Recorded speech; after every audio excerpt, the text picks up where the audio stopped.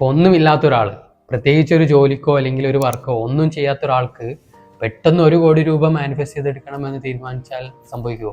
അവരുടെ mind set എന്ത് എന്നുള്ളതാണ് ഏറ്റവും വലിയ പ്രധാന ഘടകം എന്ന് പറയുന്നത്. പേഴ്സണാലിറ്റി, അവരുടെ പേഴ്സണാലിറ്റി എന്തെന്നുള്ളത്.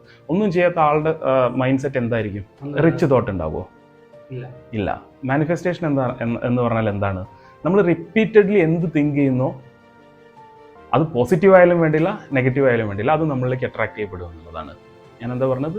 റിപ്പീറ്റഡ്ലി നമ്മൾ എന്ത് ചിന്തിക്കുന്നുവോ എന്നുള്ളത്. അപ്പോൾ വെറുതെ ഇരിക്കുന്ന ഒരാളെ സംബന്ധിച്ചിടത്തോളം ഒരു നേരത്തെ അല്ലെങ്കിൽ ഒരു മിനിറ്റ് നേരത്തെ ആഗ്രഹമായിരിക്കും 1 കോടി രൂപ എന്ന് പറയുന്നത്. പക്ഷെ അവരുടെ റിപ്പീറ്റഡ് തോട്ട് എന്തായിരിക്കും? ഫ്രസ്ട്രേറ്റഡ് ആയിരിക്കാം, നെഗറ്റീവ് ആയിരിക്കാം. ഈ പേഴ്സണാലിറ്റി എന്തെന്നുള്ളതാണ് ഇതിൽ ഏറ്റവും വലിയ പ്രധാന ഘടകം.